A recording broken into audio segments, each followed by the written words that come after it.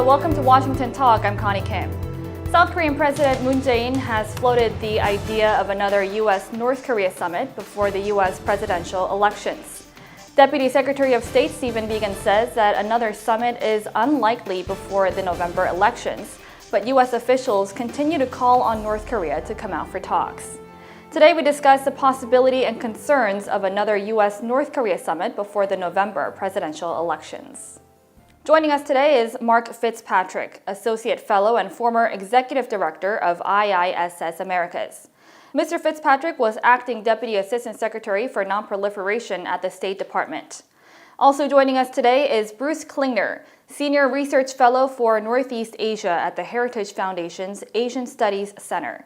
Mr. Klingner was CIA's Deputy Division Chief for Korea. Thank you so much for joining us today. Well, thanks for having us. An official from South Korea's presidential office had said that it has conveyed the need for another meeting between President Trump and Chairman Kim Jong-un to the U.S. There is criticism that the past two summits and another short meeting at Panmunjom did not garner much progress on the denuclearization front. Do you think that another summit is necessary? Let's start with you, Mr. Fitzpatrick. Well, diplomacy is certainly necessary. The situation with North Korea is getting worse as they continue to produce fissile material for nuclear weapons and test their missile systems.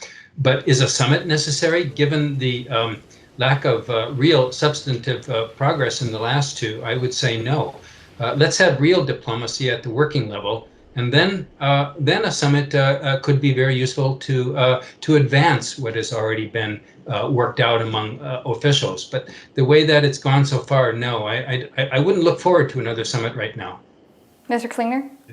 We need more of the bottom-up approach, sort of a traditional diplomacy. If we want to have a good agreement, it has to be very detailed, very comprehensive, very effective and expansive verification protocols. And you can't do that at the leadership level. You need to have it through the long, daily, arduous negotiations amongst diplomats. You can have leader meetings, might break a logjam and give general direction of where to go. But with the three meetings so far, we haven't seen that. There's been a lack of preparation on the U.S. side. So I think, like Mark said, we need to have diplomats meeting. Unfortunately, North Korea has rejected working level meetings, so it's hard to talk with a nation that literally doesn't pick up the phone. So you both are opposed to the idea of another summit between President Trump and Chairman Kim. And Stephen Biegun, the special representative for North Korea, has actually said it's probably unlikely, citing the threats of the coronavirus. But there is speculation that the two leaders could meet as an October surprise, time to influence the November presidential elections. What do you think of the possibility of this?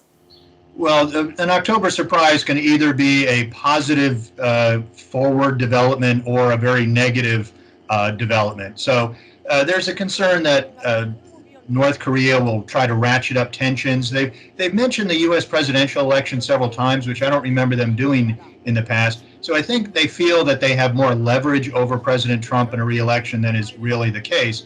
So they may ratchet up tension with increasingly longer range missile tests, perhaps crossing the line of another nuclear test or ICBM test, which would then put us back in a very uncertain, perhaps dangerous territory of the U.S. returning to threats of preventive attack. Or there could be a sudden surprise summit, but as Mark and I have talked about, that would not be a good development unless you've had sufficient diplomatic preparation. Now, if you're asking, is it possible to have a summit in October? Absolutely, it's possible, because with the presidents having the power that they do, if they want to do it, it certainly is possible. And given the polling in the United States right now showing Donald Trump way behind former Vice President Joe Biden, Trump may need to pull something out of his hat in October. And a summit with Kim, he might think could do the trick. I don't think it would work, but it could happen. Mm-hmm. So you both mentioned the importance of the working level talks that need to be done leading up to the summit if it happens. And actually, Representative Biegun had pointed out that officials did not have the authority to make decisions on behalf of the government leading up to the Hanoi summit. So what should be the preconditions of it? Well, I remember when I was back in government in 2000 attending White House meetings when North Korea had invited then President Bill Clinton to come to North Korea. And the U.S. said, no, we don't deploy a president to negotiate. We deploy a president to sign an agreement where we know where every piece of punctuation is on that paper, no surprises. North Korea just kept saying, oh, he has to come. He will be happy. Only the great leader can make decisions. Well, North Korea has tried that again.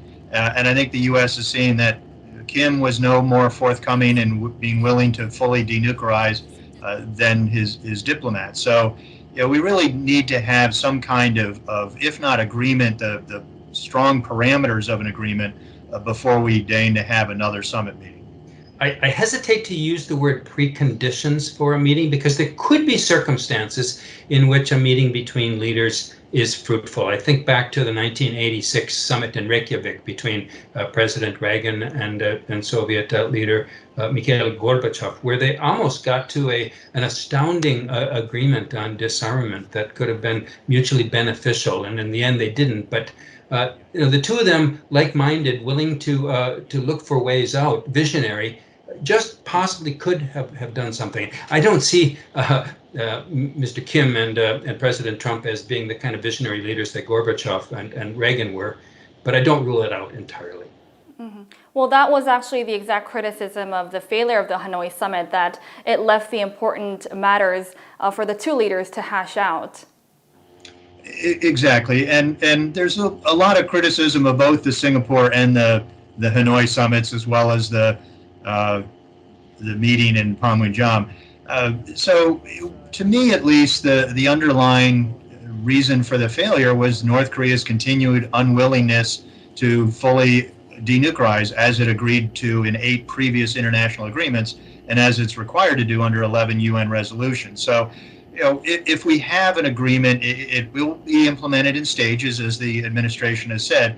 But you have to describe the end goal. You have to describe the timeline and the steps to get there, the parameters of the agreement, the verification protocols, and that requires a lot of diplomatic work rather than at the leader level. Although the leaders, if they're so minded, can outline that we want to do this and then have their diplomats carry it out. But so far, I haven't seen an effective either bottom-up or top-down approach during the Trump administration. Mm-hmm. How about North Korea? Would they be interested in meeting up with President Trump again? They did say that they're not interested in giving the U.S. president another package to be used as an accomplishment. Given the humiliation that Kim Jong-un must have felt after Hanoi, traveling so many hours to get there and not receiving anything, I think he's going to be cautious about having another summit with President Trump. But on the other hand, North Korea can read the polling numbers in the United States, and they can see how the president reacts. And if they think that it would be in their interests that another summit could win them something, that President Trump could make further concessions about U.S. troop withdrawals, for example, which he seems inclined to want to do anyway, then they might judge that it is in their interest to have another meeting with him. Mm-hmm. One of the results that came out from the Singapore summit was the halt of the U.S.-South Korea military exercises. Since the Singapore summit, a lot of these exercises have been canceled or scaled back. What do you think about the necessity to resume these large-scale military exercises? I think any analyst in the United States would say, yes, of course you need to resume the exercises. Given the rotation of troops who are not in South Korea for any more than 2 years, or often shorter, you need to continually exercise in order to maintain operational readiness. They have to be able to fight a war at moment's notice. And given that there's no diplomacy going on, given that stopping the exercises is not contributing to any diplomatic goal, then of course they should bring these back. And I think it's worth pointing out that there wasn't an agreement to stop the military exercises. It was President Trump's unilateral announcement after the summit, where, to the great surprise of his Secretary of Defense, his Department of Defense, U.S. Forces Korea, and our allies, South Korea and Japan, Mr. Trump was focused on the cost of the exercises and then cited an incorrect number. for the cost.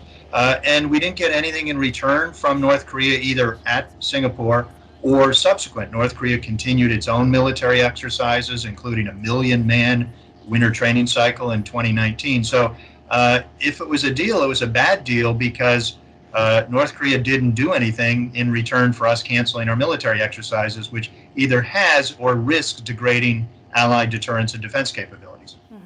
I want to take a look at South Korea's stance a little bit right now. So in the beginning of the year, the South Korean president has said that it's going to push for improved inter-Korean relations and facilitate the U.S.-North Korea talks.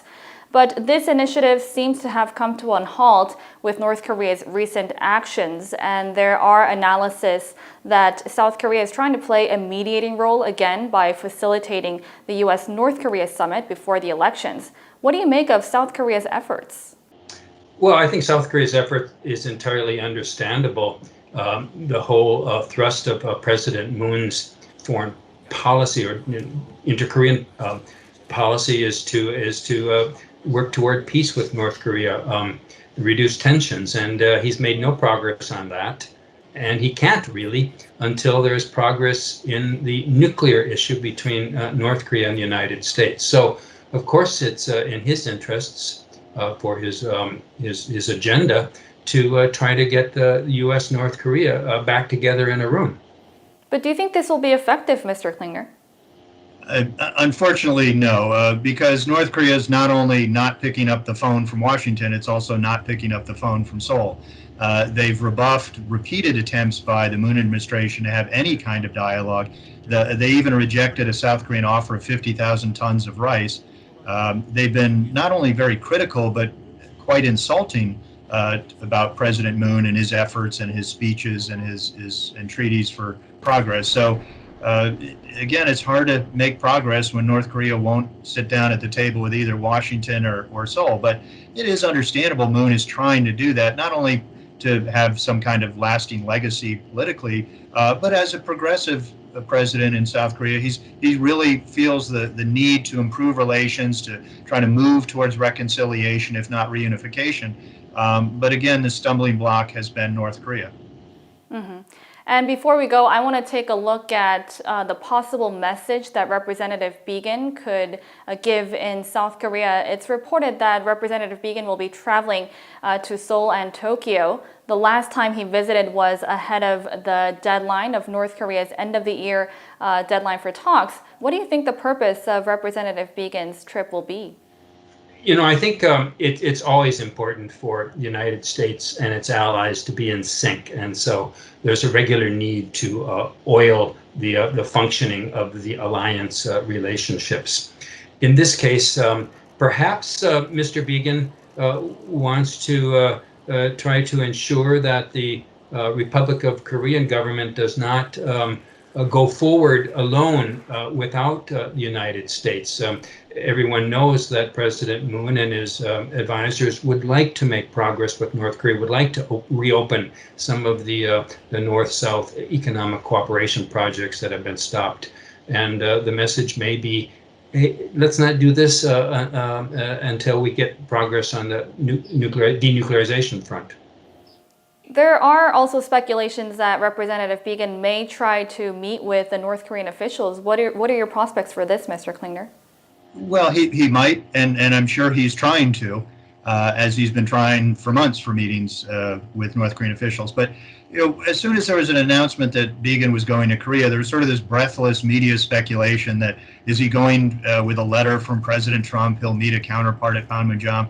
It reminded me back in the six-party talks when any of the 5 non-North Korean members of the six-party talks traveled to another country. There was a speculation, oh, is this a breakthrough, et cetera. No, the diplomats doing their jobs are coordinating with each other. And really, I think the message that some have already said from the administration is that he's really going, I think, to coordinate with South Korea over the recent raising of tensions by Pyongyang and then the sudden reversal of tensions. So I think it's more of a coordination on policy of what do we do with North Korea as it not only has raised tensions, but quite possibly may raise tensions more before the end of the year. Mm-hmm. We'll definitely have to keep an eye on what kind of message Representative Biegun gives in his visit to Seoul and Tokyo, and whether North Korea will respond to talks. Well, thank you so much, Mr. Fitzpatrick and Mr. Klingner, for joining us today. Well, thanks for having me. Thank you. That does it for this week's edition of Washington Talk from Voice of America. Thank you for watching. Please join us again next week for more analysis. Goodbye.